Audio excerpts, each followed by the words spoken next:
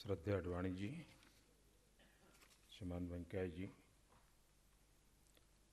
और सभी आदरणीय सांसद महोदय,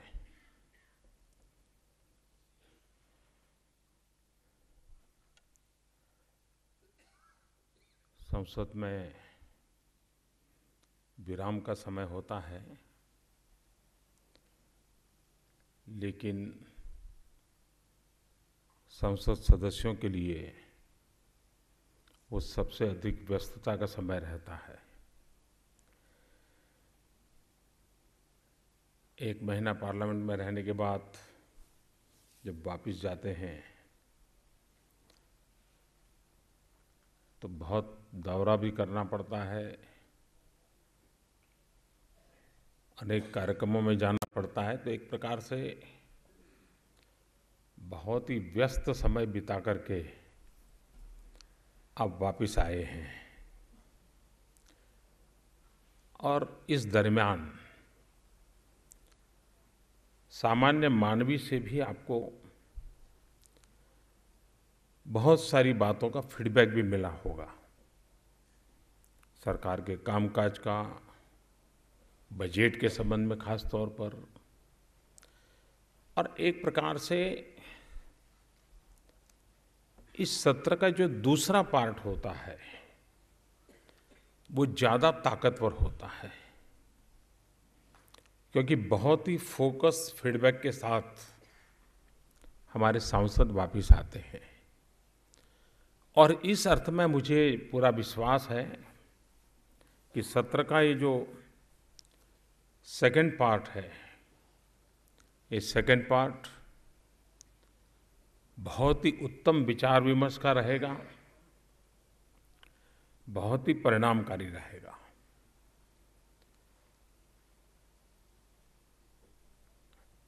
इस देश की जनता का हमने बार बार आभार प्रकट करना चाहिए, बार बार अभिनंदन करना चाहिए, क्योंकि पूर्ण बहुमत मिलने के कारण देश को चलाने का कैसा वातावरण बनता है। अगर पिछले 5-7 साल देखें आप, तो संसद की गतिविधि का जो प्रोडक्टिविटी है बहुत नीची रहती थी। कभी 60%, कभी 70%, कभी 75%। लेकिन पिछले 10 महीने में जितने सत्र हुए, करीब करीब 125% प्रोडक्टिविटी।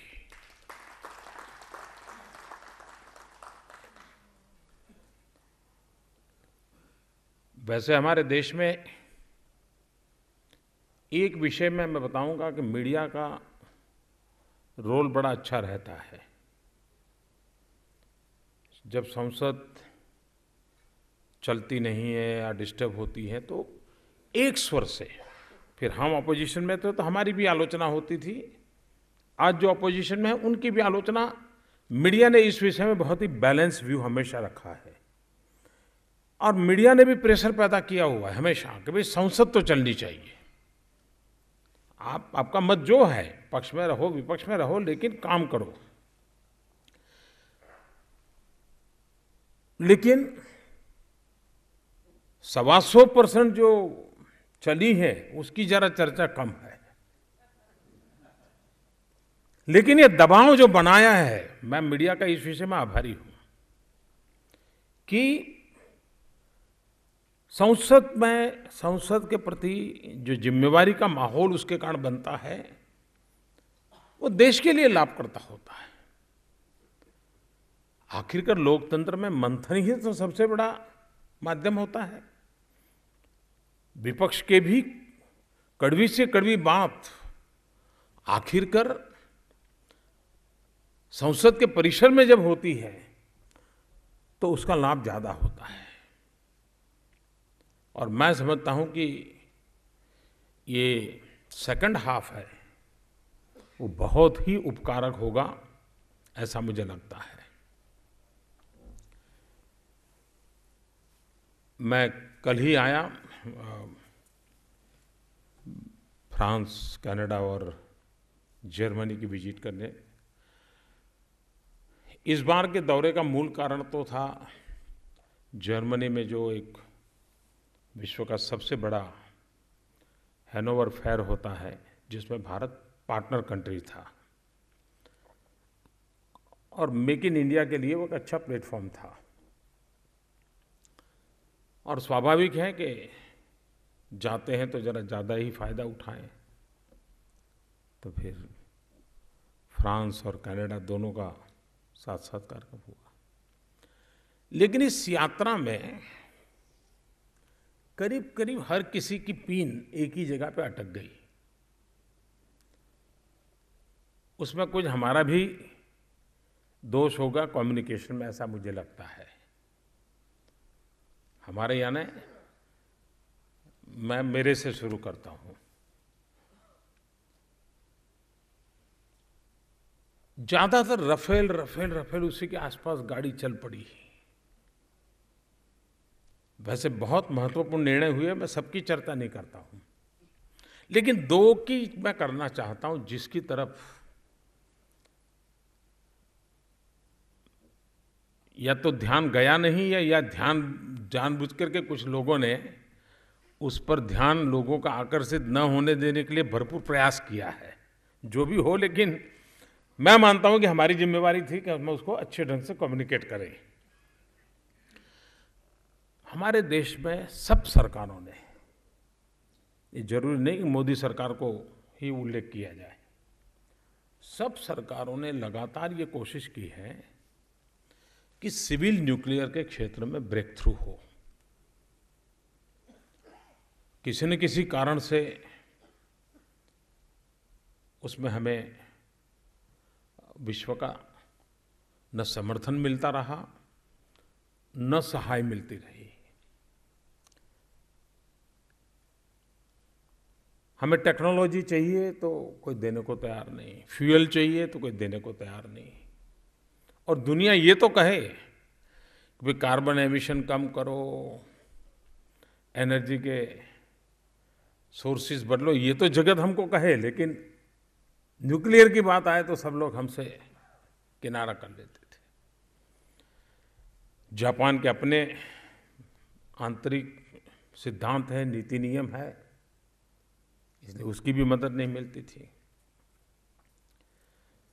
भारत को सिविल न्यूक्लियर के लिए रिएक्टर की जरूरत है, मैं रिएक्टर मिलता नहीं, कोई देता नहीं। इतने सालों, और सब सरकार ने प्रयास किया, ऐसा नहीं किसी ने प्रयास नहीं किया। मैं किसी की आलोचना नहीं करता हूं। पहली बार एक बहुत बड़ा निर्णय हुआ है, और वो मेक इन इंडिया की दृष्टि से भी बहुत बड़ा निर्णय है। फ्रांस रिएक्टर टेक्नोलॉजी देने के लिए सहमत हुआ है इस यात्रा में,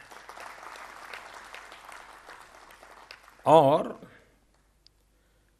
L&T और फ्रांस की कंपनी अरेवा मिलकर के भारत में न्यूक्लियर के लिए रिएक्टर का निर्माण करेंगे। ये काम जब पूरा होगा तो आप कल्पना कर सकते हैं कि हम कहां पर होंगे। ये बात किसी न किसी रूप में कम्युनिकेट नहीं हो पाई, या कुछ लोगों के एजेंडा में फिट नहीं होती थी तो उसको साइड ट्रैक किया होगा, जो भी हो। लेकिन ये एक बहुत बड़ा, मैं मानता हूं कि काम हुआ है। दूसरा, कनाडा में महत्वपूर्ण काम हुआ है 5 साल के लिए यूरेनियम सप्लाई करने का। ये चीजें हैं जिसमें दुनिया में बहुत बड़ी सेंसिटिविटी है। ये निर्णय करने के लिए देने वाले देश को भी बहुत बड़ी हिम्मत रखनी पड़ती है, उसको भी अंतर्राष्ट्रीय दबावों के बीच फैसला करना पड़ता है। लेकिन भारत की एक विश्वसनीयता बढ़ी है, उसका परिणाम है कि आज इन चीजों में सफलता मिल रही है। और मैं समझता हूं कि आने वाले दिनों में भारत की विकास यात्रा में इसका एक बहुत बड़ा प्रभाव होने वाला है। स्पेस में हमने जिस प्रकार से अपनी एक जगह बनाई है,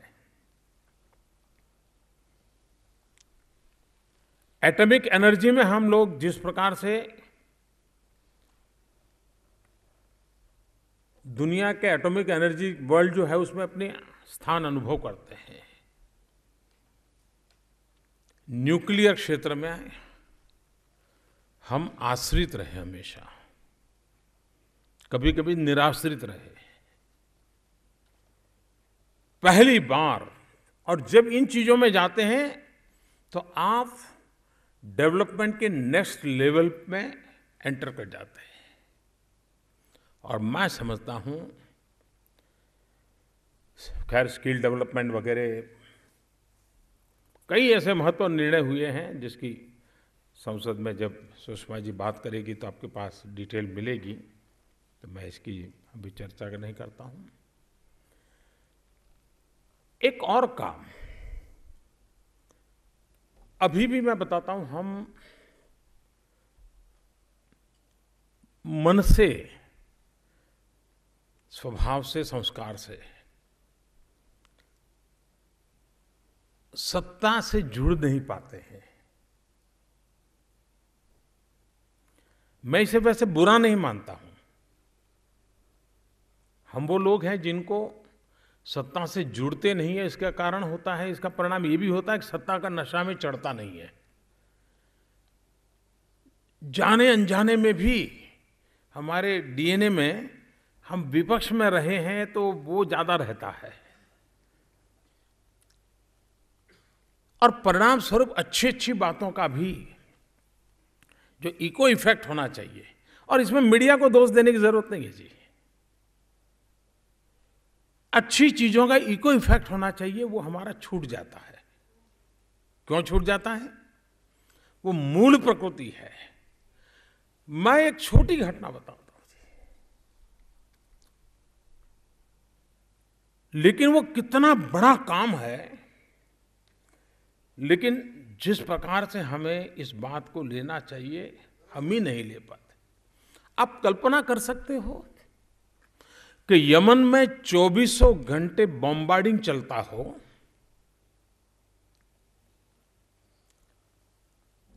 मरने मारने पर तुली हुई हो दुनिया, और एक टेस्ट केस के रूप में लड़ाई जहां चलती हो, जहां पर दुनिया के अलग अलग देशों से बातचीत करके उनकी मदद लेकर के हर दिन 2-2 घंटे बॉम्बार्डिंग रुकवाना, और उस 2 घंटे के समय जितने भारतीयों को अंदर से निकाल सके निकाल लेना, ये छोटी घटना नहीं है दोस्तों। और आप सारी दुनिया के टीवी देख लीजिए, सारी दुनिया के अखबार देख लीजिए, भारत ने इस सारे ऑपरेशन को जिस प्रकार से फोरफ्रंट से किया है, आप कल्पना नहीं कर सकते कि हिंदुस्तान की, वरना वो खबरें ज्यादा चलती हैं जो किसी हिंदुस्तान के किसी कोने में बन गई और हमारे यहां कुछ लोगों ने उछाल दी तो दुनिया के वो न्यूज बन जाते हैं। जबकि ये भारतीय अखबारों में तो वो आखिर में मीडिया ने उसकी तरफ ध्यान गया क्योंकि किसी एक और कारणों से गया। मैं मानता हूं दुनिया में पहली बार हुआ होगा कि किसी सरकार का एक मंत्री जैसे युद्ध के मैदान में खड़ा हो, वैसे वहां खड़ा रह करके काम करता हो साहब।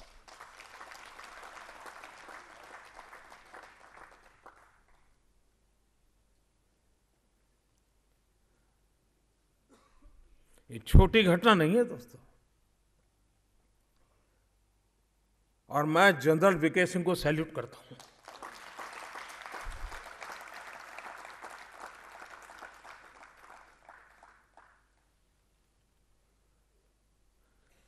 आप लोग अगर सोशल मीडिया में होंगे तो देखा होगा, रात को 1 बजे भी किसी ने सुषमा जी को अगर ट्वीट किया हो तो रात 1:10 में उनका जवाब जाता है। कंसर्न एम्बेसी को सूचना जाती है, विधि ने अवर उसका संपर्क कर दिया जाता है। आप कल्पना कर सकते हो भारत का विदेश मंत्रालय इस रूप में कभी काम किया हो, देखा है क्या किसी ने? और ये फंसे हुए लोग कौन थे? मजदूरी करने गए हुए लोग हैं। ये अमीर लोग नहीं है। अमीर लोग तो अपने चार्टर प्लेन करके निकल जाते हैं। ये गरीब लोग थे जी, नर्सिस का काम करने वाली गरीब बेटियां थी, उनकी इज्जत की चिंता थी। ये काम और जो इको इफेक्ट मैं कहता हूं, खास करके केरल, कर्नाटक, आंध्र, जहां के साथ सब सर्वाधिक लोग वापस आए, अगर हम मूलतः सत्ता के साथ जुड़े स्वभाव के बने होते तो सुषमा जी का और वीके सिंह का इस जगह पर इतना बड़ा शानदार सम्मान के कार्यक्रम पार्टी ने तय किए होते जिसकी हम कल्पना नहीं कर सकते। और मैं अभी भी आग्रह करूंगा कि वहां हजारों की तादाद में लोग जान बचा करके वापिस आए हैं। सहज रूप से आपके प्रति आदर का भाव है। मीडिया आपके लिए तस्वीर दिखाए या न दिखाए इसकी चिंता छोड़ दीजिए, जनता के दिलों में आपने जगह बना ली है। लेकिन इको इफेक्ट, ये इको इफेक्ट का जो हमारा और मूल कारण है कि हम स्वभाव से अपने अचीवमेंट्स के संबंध में भी कभी कभी उदासीन होते हैं। मुझे बताइए, रेलवे ये अमीरों की व्यवस्था है क्या? आपने देखा होगा कि कांग्रेस के कार्यकाल में या यूपीए के कार्यकाल में रेलवे का कारोबार का एनालिसिस कीजिए। जो उनके एक सफल मंत्री रहे थे, जो बाय एंड लार्ज पिछले 30-40 साल में कहा जाए कि फलाने व्यक्ति ने ठीक रेलवे का काम किया था, ऐसी है क्या? तो भी उसको देखोगे तो क्या है उसमें? जो अमीर घराने के लोगों को सुलभ हो,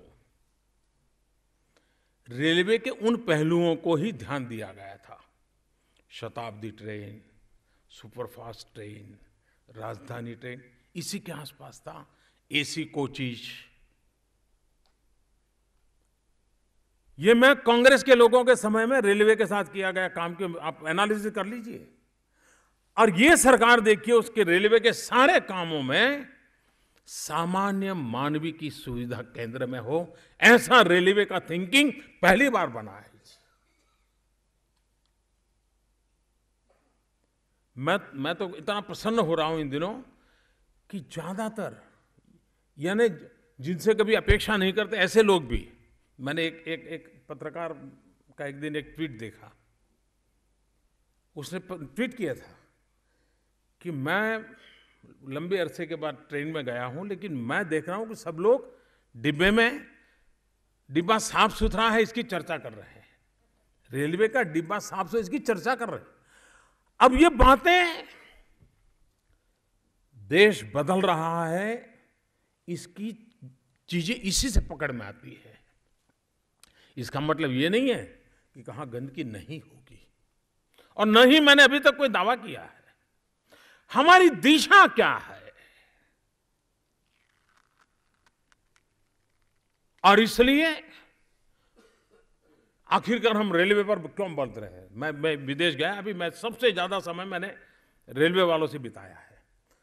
मैं रेलवे स्टेशन देखने के लिए चला गया, क्योंकि मुझे मालूम है हिंदुस्तान का गरीब व्यक्ति, उसकी सुख सुविधा जाना आने का साधन है तो वही है जी। मुझे उसमें बदल लाना है। उसको ज्यादा सुविधाएं क्या मिले, उसकी सुख सुविधा की व्यवस्था क्यों ना हो? और इसलिए, वरना कोई और भी तो बहुत क्षेत्र थे जो हम देख सकते थे। हमारा प्रयास ये है कि जन सामान्य जहां जुड़ा हुआ है उसकी क्वालिटी ऑफ लाइफ में बदलाव कैसे आए, उसको प्रायोरिटी कैसे दें, और उस दिशा में हमारा प्रयास है। हम भारतीय जनता पार्टी के कार्यकर्ता हैं। मैं मानता हूं हम लोगों के जीवन में पंडित दीनदयाल उपाध्याय जी की शताब्दी मनाना, इससे बड़ा कोई सौभाग्य का पल नहीं हो सकता है दोस्त। मैं इसे अपना सौभाग्य मानता हूं कि हम उस कार्यकाल में इतने महत्वपूर्ण स्थान पर बैठे हैं कि जहां पर से पंडित दीनदयाल उपाध्याय जी की शताब्दी मनाना मतलब दीनदयाल जी का जो अंत्योदय का संदेश है, गांव गरीब किसान, ये हमने करते आए हैं। देखिए, दुनिया कोई कहे जरूरी नहीं है। मेरा संसद में जिस दिन मुझे पार्लियामेंट में चुन करके आप लोगों ने नेता माना, सेंट्रल हॉल में बैठे थे, मेरा पहले दिन का भाषण है कि ये सरकार गरीबों को समर्पित है। लेकिन परवर्टेड माइंड के लोगों का हाल देखो, विकृत मानस के लोगों का हाल देखो। जब बेंगलोर में पंडित दीनदयाल उपाध्याय जी के अंत्योदय को लेकर के, दीनदयाल जी की शताब्दी को लेकर के जब मैंने समापन में भाषण किया, तो किसी भी हालत में जो जन्मजात जिनका कार्यक्रम है भाजपा के खिलाफ काम करना, वो करे, मुझे कोई इतराज नहीं, क्योंकि उनका काम है। लेकिन पता होना चाहिए आप न्यूट्रल नहीं हो, ये पता होना चाहिए दुनिया को। आप जो करें वो गलत नहीं है, आपके विचार है और लोकतंत्र में आपको हक है, हमारी भारोभार आलोचना, लेकिन न्यूट्रल होने का क्लेम करने का हक नहीं है ऐसे लोगों को। उन्होंने क्या कहा, ये लैंड एक्विजिशन बिल के कारण मोदी अब गरीबों की बात कर रहा है। अभी तो प्रधानमंत्री पद का शपथ बाकी था, सिर्फ नेता के नाते चुना गया था, और मैंने दिल से कहा है ये सरकार गरीबों को समर्पित है। पर झूठ इतना चलाया जाता है, झूठ इतना चलाया जाता है। और मित्रों, मैं बताता हूं, आप जनता पे भरोसा कीजिए और कोई व्यवस्था पे भरोसा मत कीजिए। जिस रास्ते पर हम चल पड़े हैं, आंख में आंख मिला करके दिल से बात कीजिए लोगों से, आप देखिए दुनिया आपको चार चांद लगा देगी, आपको कंधे पर उठा के चलेगी। ये मेरा अनुभव कहता है जी। कोई मुझे कल्पना कर सकता है आखिरकार सरकार ये क्यों मिशन लेके चली है कि भाई हमारा सपना है कि देश की आजादी के 75 साल हो, हर किसी का अपना रहने के लिए घर हो। ये किसके लिए है? हर किसी को रहने के लिए अपना घर, वो किसके लिए है? कौन लोग हैं जिसके पास घर नहीं है? ये अमीर है क्या? ये किसी टीवी चैनल के मालिक का घर नहीं है उसको देने के लिए कर रहे हैं क्या? किसी अखबार के मालिक को घर नहीं, उसका घर बनाने के लिए कर रहे हैं क्या? ये मुकेश अंबानी के लिए घर बनाने के लिए कह रहे हैं क्या? इस देश में कौन है जिसके पास घर नहीं है? और परिवार बिना छत के हैं, उसके लिए अगर मैं ये कहूं कि पुरानी सरकारें जिम्मेवार है, तो मैं गुनहगार हूं क्या? कहीं हकीकत नहीं है कि देश आजाद होने के बाद जितने लोगों के पास घर था, आज 60 साल के बाद बिना घर के लोगों की संख्या बढ़ गई है।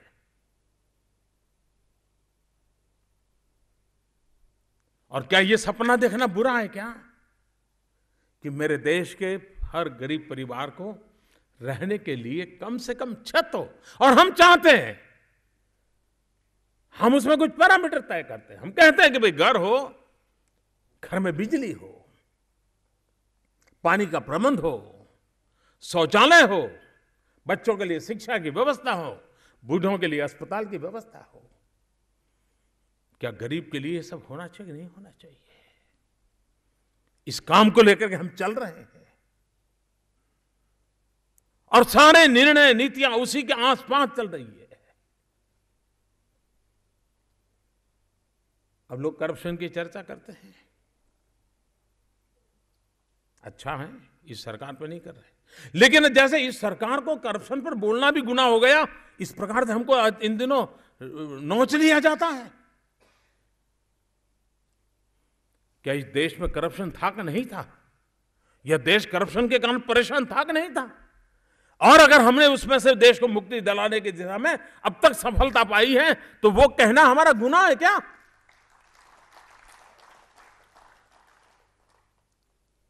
सीमेंट का थैली, बोरी, सीमेंट की बोरी, कभी सरकार में सीमेंट की बोरी, बोरी बोलते हैं ना, सीमेंट का थैला, हाँ? सीमेंट का बैग कभी 300 साढ़े 300 रुपए में लिया जाता है। आज ये सरकार के द्वारा प्रयास कर करके शायद उसको 100-150 तक ले आए हैं शायद, हाँ? 120। अब ये जो बदलाव आया है, ये बदलाव आया है घर बनाने में, सस्ता मकान बनाने में काम आएगा कि नहीं आएगा? सरकार की इमारतें बनाने में, एक सस्ता से बनने में काम आएगा कि नहीं आएगा? सरकारी खजाने का पैसा बचेगा कि नहीं बचाएगा? जो पैसा बचेगा वो गरीब के काम आएगा कि नहीं आएगा? और इसलिए मैं कहता हूं भाइयों, हमने सरकारी तिजोरी में से कितने रुपए लुटा दिए, इसके आधार पर हम गरीबों का भला कर रहे हैं नहीं कर रहे इसका निर्णय नहीं होता है। हम गरीबों की जिंदगी किस प्रकार से बदलने के लिए एक के बाद एक कदम उठा रहे हैं, इस पर निर्णय होता है कि हम किस प्रकार से चलना चाहते हैं। आप एक अस्पताल बना करके वाहवाही लूटते हो, मैं एक शौचालय बना करके आरोग्य की गारंटी दे सकता हूं। अस्पताल तो बात की बात है, हम अस्पताल भी बनाएंगे और पहले की सरकारों ने बनाएंगे उससे ज्यादा बना करके जाएंगे, मैं आपको विश्वास दिलाता हूं दोस्तों। लेकिन शौचालय के पीछे हम क्यों लगे हैं जी? क्या आजादी के इतने साल के बाद हमारी माताएं बहनें इज्जत के साथ रहनी चाहिए कि नहीं रहनी चाहिए? क्या उनको सम्मान नहीं मिलना चाहिए? और अगर टॉयलेट को लेकर के मैं सभी सांसदों से आग्रह करता हूं कि आप इसको एक आंदोलन को चलाइए, ये समाज के आशीर्वाद मिलेंगे। और आप विश्वास कीजिए दोस्तों, मैं आज जहां हूं, मेरे गुजरात के 14 साल के मुख्यमंत्री का अनुभव है, माता बहनों का आशीर्वाद मुझे बहुत काम आया है। वे शक्ति है, उसकी आवश्यकताओं की ओर ध्यान देना ये हमारा कर्तव्य है। बेटी बचाओ बेटी पढ़ाओ, ये किसकी बेटी भाई? किसी आईएएस अफसरों की बेटियों को पढ़ाने के लिए आंदोलन चल रहा है क्या? किसी एमपी की बेटी को पढ़ाने के लिए आंदोलन चल रहा है क्या? कौन अनपढ़ है? शिक्षा से वंचित कौन लोग रहे हैं? इस देश में माइनॉरिटी की बच्चियां सबसे ज्यादा अशिक्षित हैं भाइयों। ये समाज कैसे चलेगा? अगर मेरे मुसलमान परिवार की बेटियां भी अशिक्षित हैं तो मेरा देश आगे नहीं बढ़ सकता है।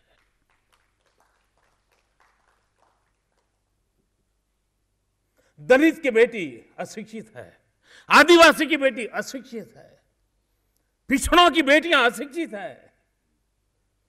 ये बेटी बचाओ बेटी पढ़ाओ। मुझे अभी जाट समाज के नेता मिलने आए थे, उनके आरक्षण का मुद्दे का जो सुप्रीम कोर्ट में आया तो उसके बाद आए थे, मेरा कर्तव्य बनता है मिलूं। उन्होंने मुझे अपनी बातें बताई, फिर मैंने उनसे कहा अब ये कोई पॉलिटिशियन कर सकता है नहीं कर सकता मैं नहीं जानता हूं, लेकिन मैं शायद उस ब्रीड का हूं ही नहीं, इसलिए मैंने कह दिया उनसे, मैंने कहा आपकी बात चलो, जो कानून का काम करेगा, हमें जो करना होगा हम करेंगे, हम कोर्ट में जो गतिविधि करनी होगी करेंगे। लेकिन मैंने कहा आप मेरा एक काम करोगे क्या? मुझे वादा करो। तो चौंक गए। मैंने कहा मैं प्रधानमंत्री हूं और देश का प्रधानमंत्री आपसे आज कुछ मांग रहा है। मैंने कहा मुझे वादा करो। जाट समाज को कहा मैंने, वादा करो बेटी बचाने का, अब भ्रूण हत्या नहीं होगी हमारे समाज में, बेटियों को मां की गोद में मार नहीं दिया। क्यों? राजनीति ये करने के लिए प्रेरित नहीं करती है भाइयों, ये राष्ट्र नीति है जो हमें करने के लिए मजबूर करती है, हमें प्रेरित करते हैं, हमें आंदोलित करती है। और इसलिए हमारी हर गतिविधि राजनीति की तराजू से न तोली जाए, राष्ट्र नीति के तराजू से तोली जाए। एक सपना लेकर के चले हैं। अब आप देखिए, इंश्योरेंस की स्कीम लेकर के आए हैं, ये क्या है? कभी किसी ने सोचा है?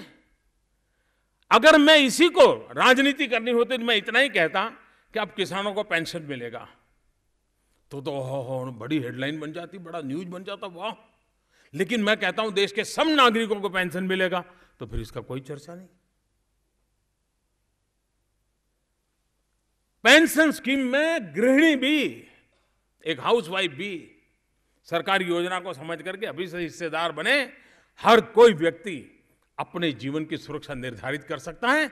सरकार इसमें अपना हाथ बटाएगा, समाज अपना हाथ बटाएगा, एक सिक्योरिटी का माहौल बनेगा। उस दिशा में हाथ चले हैं। आप कल्पना कर सकते हैं, हमने एक रिक्वेस्ट की, इनफॉर्मल की, हमने कुछ दिन पहले मैंने फॉर्मल रिक्वेस्ट की। मैंने कहा भाई, जिसको आर्थिक रूप से संपन्न है, कुछ ठीक ठीक है, अपना गैस सिलेंडर की सब्सिडी छोड़ दीजिए।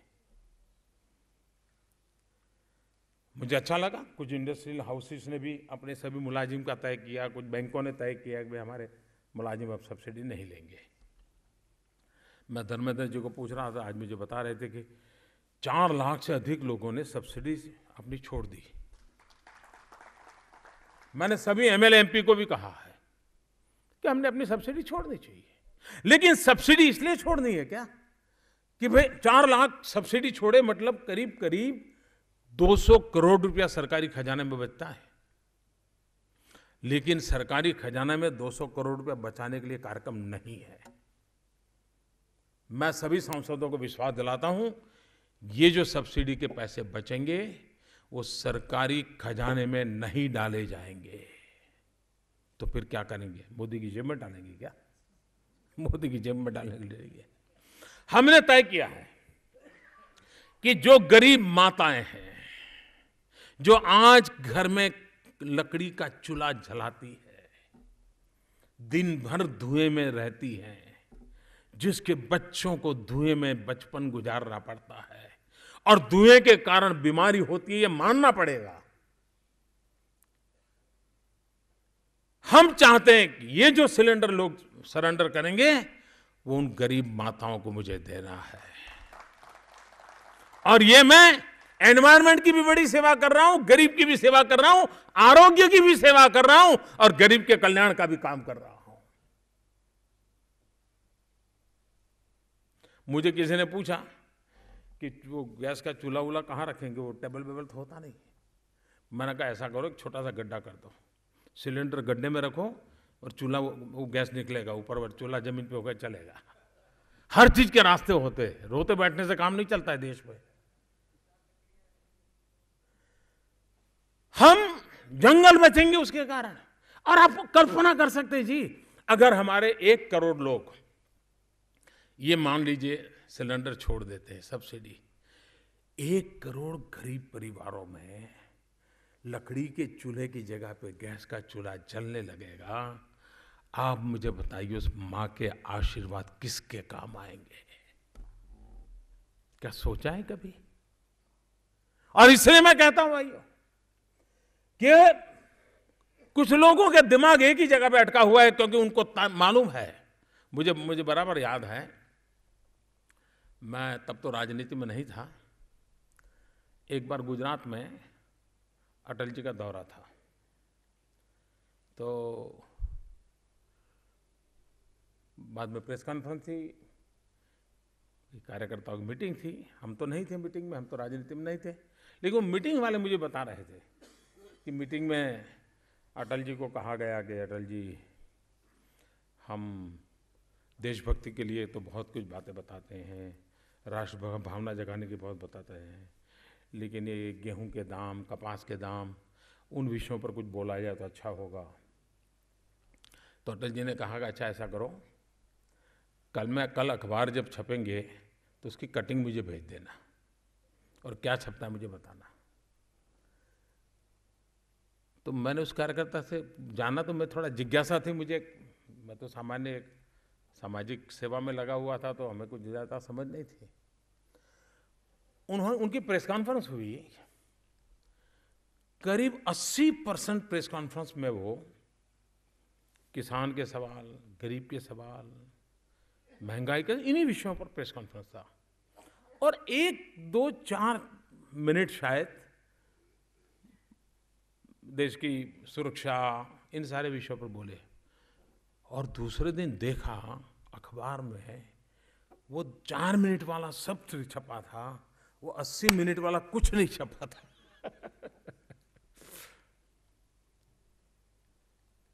हमारा भी इतना सारा, ऐसा नहीं कि हमारे लोग नहीं बोलते, लेकिन कुछ लोगों को लगता है, यानी आप ये तो यही मैं समझता हूं,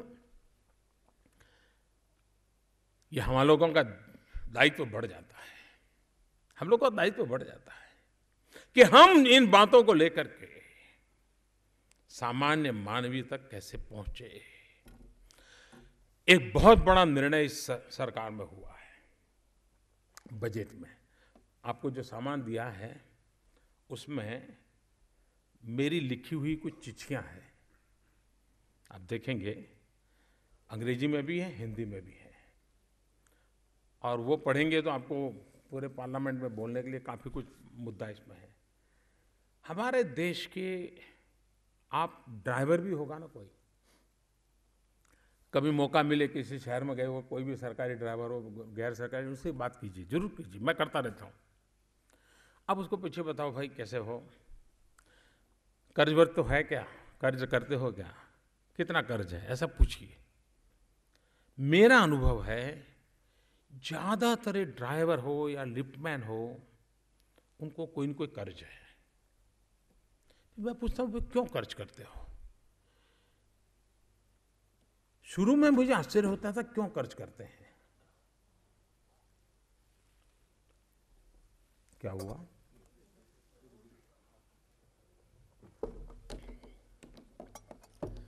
अब 24 घंटे यही देखते रहोगे आप टीवी पे।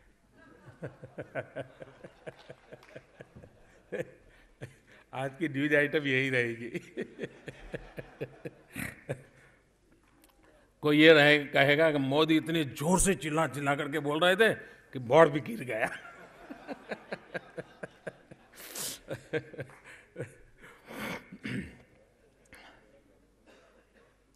क्या विषय में कह रहा था? हाँ। फिर मैं पूछने लगा, साहब एक बात जो बताता था वो मेरे दिल को छू गई। उसने कहा साहब ऐसा है कि बच्चों को अच्छी स्कूल में पढ़ाने के लिए फीस देने के लिए कर्ज किया है। पहले तो लगा शायद कोई आदत गलत होगी, इसलिए अधिकतम लोग जिनसे मेरी बात हुई है, ये ड्राइवर हो, लिफ्टमैन हो, गरीब लोग हैं, उनके दिल में अपने बच्चों को पढ़ाने का जो एस्पिरेशन है ना साहब, लोग मुझे कहते हैं ना कभी आपको इतना विश्वास क्यों कि भारत आगे बढ़ेगा। मेरा विश्वास इसलिए है कि ड्राइवर भी चाहता है कि मेरा बच्चा अच्छी स्कूल में पढ़े, अच्छी शिक्षा ले, लेकिन उसको कर्ज करना पड़ रहा है। और इसलिए इस बार सरकार ने ये योजना बनाई, एक स्पेशल, अब बैंकों को विद्यार्थियों को कर्ज देने के लिए कई बार बताई गया, लेकिन हम जानते हैं कि बेचारे विद्यार्थी कर्ज नहीं ले पाते हैं। और बैंकों को आप जानते हैं क्या करके रखा हुआ है पुरानी सरकारों ने। इन दिनों तो बैंकों ने जो काम किया है साहब, मैं काबिले दाद है, मैं उनको सलाम करता हूँ। खास करके प्रधानमंत्री जनधन योजना को बैंकों ने सफल बनाया है। भले लोग वाहवाही मोदी की करते हो, लेकिन क्रेडिट जाती है उन बैंक के छोटे छोटे मुलाजिमों को जो मेहनत की, गांव गए, गरीब गए, लोगों के घर गए जी। छोटा काम नहीं किया उन्होंने, बहुत बड़ा काम किया है। लेकिन पहले विद्यार्थी जाकर के कितनी चिट्ठियां भेजे, अब बेचारा पढ़ना है तो क्या, हम लोगों ने एक अलग इंस्टीट्यूशनल अरेंजमेंट किया है इस बजट में, जिसके कारण विद्यार्थियों को अच्छी पढ़ाई के लिए पैसों के कारण परेशानी नहीं होगी, इसकी व्यवस्था का भी विकास किया है। और एक बार देखिए, एक बार अगर उसको पैसों का प्रबंध हो जाए तो वो प्राइवेट कॉलेज में ज्यादा फी देकर के पढ़ने को तैयार है, क्योंकि उसको मालूम है कि कमाई होगी तो 10-10% रुपया मैं पैसा वापस देना होगा, मैं दे दूंगा। वो पैसा डुबाने देना नहीं चाहता है। एक अच्छा, हर चीज की बारीकी में अगर कोई देखेगा तो हमारी कोशिश यह है कि सामान्य वर्ग परिवार, न्यू मिडिल क्लास, सबसे ज्यादा एस्पिरेशन न्यू मिडिल क्लास में है। वो अब किसी भी हालत में झुग्गी झोपड़ी में वापस जाना नहीं चाहता है। उसे ये मालूम है कि मैं अमीर लोगों के बीच में नहीं बैठ पाऊंगा, लेकिन कम से कम सम्मान के साथ जी सकूं, ऐसी व्यवस्था तो चाहिए। हमारी ये कोशिश है, गरीब को ताकत कैसे मिले। राजनीति तो कहती है खजाना खाली करो, इधर बांटो उधर बांटो, वाहवाही करो, चलाओ गाड़ी। ये राजनीति वालों ने देश को तबाह कर दिया है दोस्तों। राष्ट्र नीति ही देश को बचाएगी, और राष्ट्र नीति कहती है हम गरीब को ताकतवर बनाएं। मैं चाहूंगा हमारे सभी सांसद इस बार मनरेगा में 5,000 करोड़ रुपए ज्यादा डाले हैं। हम चाहते हैं कि गांव में रुपया ज्यादा आए। हम चाहते हैं गांव की खरीद शक्ति बढ़े, गांव की खरीद शक्ति बढ़े, लेकिन नॉन प्रोडक्टिव ना हो। क्या हम एमपी के नाते अब सीधा सीधा एमपीओ को ग्रामीण विकास के कामों में जोड़ा गया है। ये पहली बार इतना बड़ा निर्णय किया गया है। इसका मतलब ये नहीं है कि हम जाकर के अफसरों को सब जवाबी तलब करते रहें। थोड़ा सक्रियता से हम देखेंगे कि भाई गांव की गरीबों की जो योजनाएं आ रही है कि नहीं आ रही है, ज्यादातर देखना आप सुधार नजर आने लगेगा। सरकार किसी की भी क्यों ना हो, किसी भी दल की राज्य में सरकार क्यों ना हो, आपको सुधार नजर थोड़ा आप सक्रियता बताइए। इन योजनाओं का लाभ, नरेगा के संबंध में भ्रष्टाचार की शिकायतें कई लंबे समय से चल रही है। आप अपने इलाके में नरेगा के अंदर किसी भी सरकार क्यों ना हो, नीचे के लेवल पे अगर कहीं कुछ गड़बड़ हो रही है, आप जागरूक होकर चिट्ठी तुरंत डालिए। जरूरी नहीं कि उसके साथ तू मैं करना, चिट्ठी डाल दीजिए कि भाई मैं गया, उन्होंने 30 लोग काम कर रहे बताया, 10 ही लोग थे, जांच होनी चाहिए। सचमुच में ये पैसा गरीब के हाथ में जाना चाहिए, और गरीब के हाथ में पैसा जाएगा तो गांव की खरीद शक्ति बढ़ेगी। गांव की खरीद शक्ति बढ़ेगी तो आप देखिए शहर की इकोनॉमी में भी तेजी आएगी। ये सीधा सीधा नियम है जी। हम जितनी गांव की खरीद शक्ति बढ़ाते हैं उतना लाभ हो। इस बार जो किसानों को इस ओले गिरने के बाद निर्णय किए गए हैं, अब तक कितनी संकट है, संकट पहली बार नहीं आया, परमात्मा तो बहुत बार रूठा है, इससे भी बड़ा बुरा हाल रहा है, लेकिन जो निर्णय इस बार हुए हैं पहले कभी नहीं हुए हैं। पहले 50% से ऊपर नुकसान होता था तो हिसाब होता था, और किसान चिल्ला चिल्ला करके मर जाता था, और वो सरकारी दफ्तर में किस प्रकार से हिसाब लगाया जाता होगा पता नहीं, भगवान जाने। हमने हिम्मत के साथ कह दिया कि 33% नुकसान है तो भी उसको इस मदद के दायरे में लाया जाएगा। ये बहुत बड़ा निर्णय है दोस्तों, बहुत बड़ा निर्णय है। और दूसरा, जो उनको मदद मिलती है, इस एक विशिष्ट परिस्थिति पैदा हुई है, उसको 1.5 गुना कर दिया गया। मेरे हिसाब से 1.5 गुने से भी ज्यादा ताकत वो 50 का 33 करना है, लेकिन इको इफेक्ट नहीं है। हम लोगों ने जाकर के चारों तरफ बोलना, बताना, और ये अच्छा, लोगों का क्या होता है, आपको कंपैरेटिव बताना पड़ता है जी, कोई किसी की आलोचना करने के लिए, लेकिन कंपैरेटिव नहीं बताएंगे तो समझ नहीं आता है जी। आपको कलर ही कलर फिल्म, अब देखिए, आप देखते टीवी वाले भी ब्लैक एंड व्हाइट और कलर दोनों साथ साथ दिखाते हैं। क्यों? फर्क ला, क्योंकि कलर की आदत इतनी हो गई थी कि ब्लैक एंड व्हाइट क्या होता था भूल गए। तो ब्लैक एंड व्हाइट में से कलर में कैसे गए वो दिखाने के लिए आज टीवी में भी दिन में 4 करके में ऐसे होते, बगल में ब्लैक एंड व्हाइट रखते, फिर कलर वाले रखते। वैसे आपको दिखाना पड़ेगा भी पहले ऐसा था, अब हमने ऐसा किया, वरना उनको समझ ही नहीं आता है जी। और इसलिए हमारे लिए जरूरी है कि हम चीजों को उनके सामने उस तरीके से रखें कि उनको ध्यान आएगा भी हाँ ऐसे काम हो सकता है। एक महत्वपूर्ण जो निर्णय किया है, गेहूं की फसल को काफी नुकसान हुआ है, महत्वपूर्ण निर्णय ये किया है कि क्योंकि ये इस प्रकार के ओले गिरने से क्या हुआ, कुछ लोगों की फसल तो थोड़ी बहुत यानी वेट के हिसाब से तो माल मिला, लेकिन दिखने से कोई हाथ नहीं लगाएगा ऐसा निकला। उसकी चमक चली गई, कहीं ऊपर का कोना कट गया। हमने कहा सरकार वो भी खरीदेगी। मित्रों, ये बहुत बड़ा निर्णय है, बहुत बड़ा निर्णय है। क्यों? सरकार गरीब के लिए है, इसलिए सरकार के दिल दिमाग में इस देश के सामान्य मानवी की जिंदगी को बदल करना, ये उसके दिमाग में उसके कारण हो रहा है जी।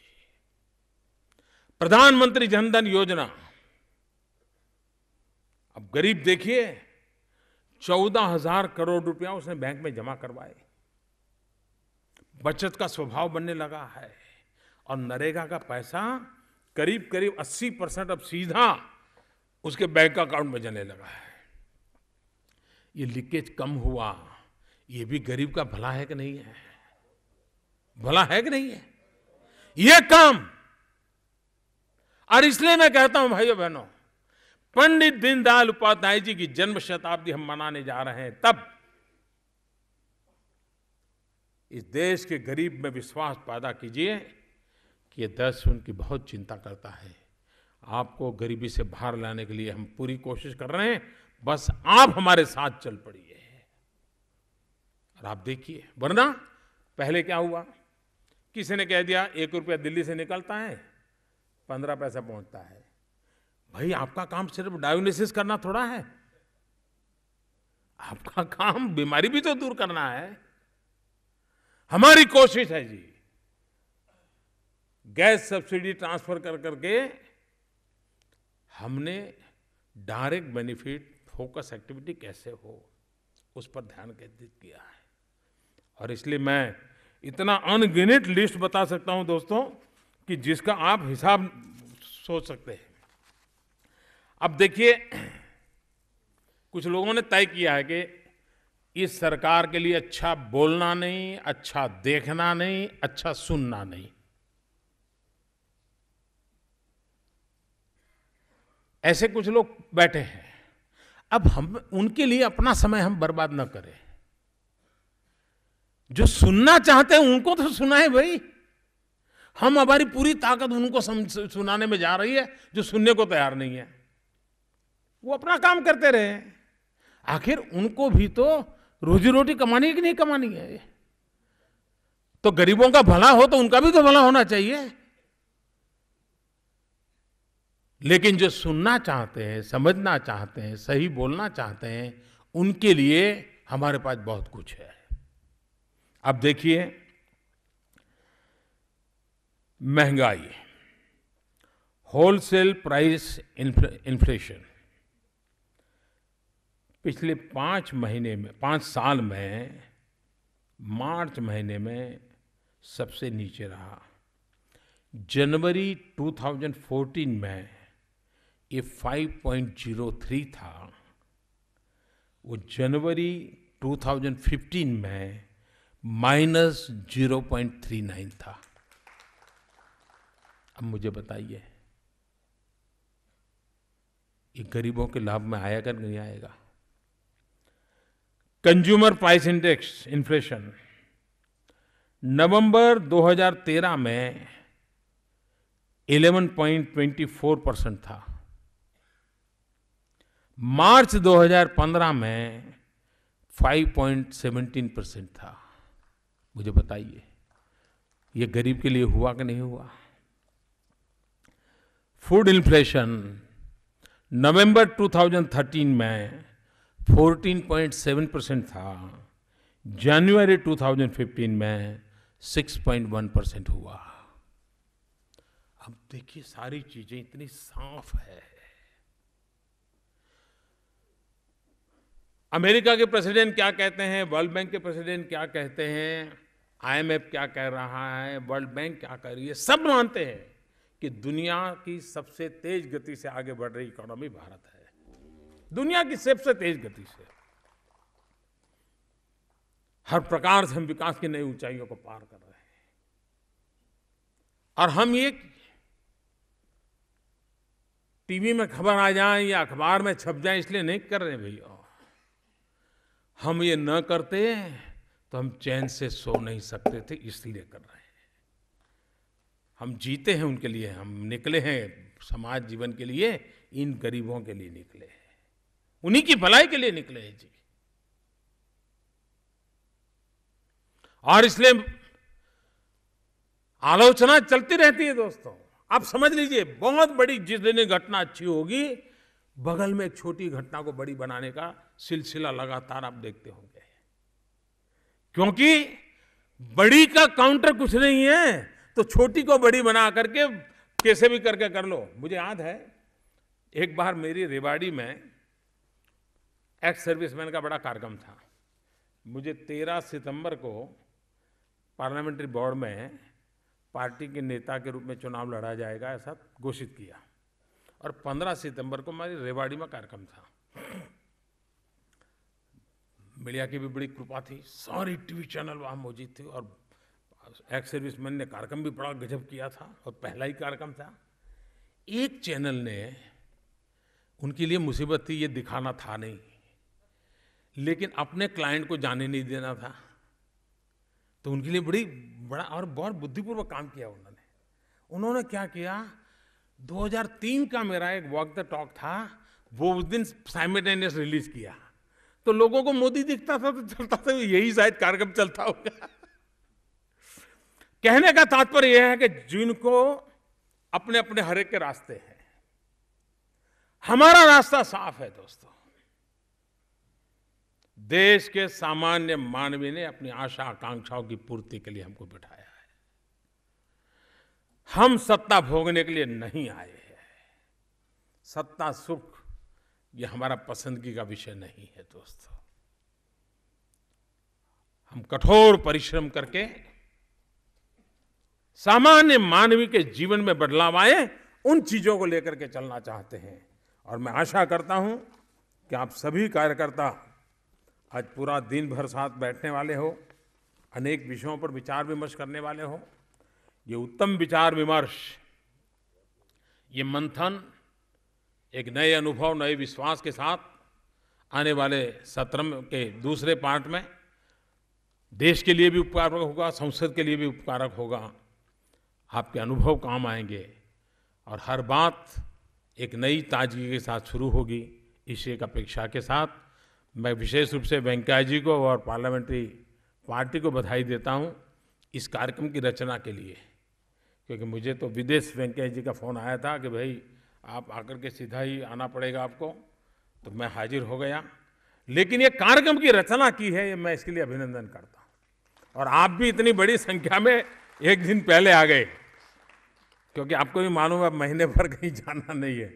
तो मैं आप सबका स्वागत करता हूँ, और सचमुच में दोस्तों आप सबके कारण हम गर्व अनुभव करते हैं। मैं सच बताता हूँ जी, मेरे पास खबर है आप में से कोई पिछले 20 दिन अपने घर गया नहीं, इस प्रकार से दौड़े हैं। हर जगह से मेरे पास रिपोर्ट है, हर एमपी दौड़ रहा था, हर एमपी इलाके में पहुंचने की कोशिश कर रहा था। वरना आप जीत गए, देखेंगे 2018-19 में देखा जाए कि ऐसा नहीं किया। ये अपने आप में अच्छी बात है दोस्तों, इसलिए मैं आपको बधाई देता हूं। धन्यवाद।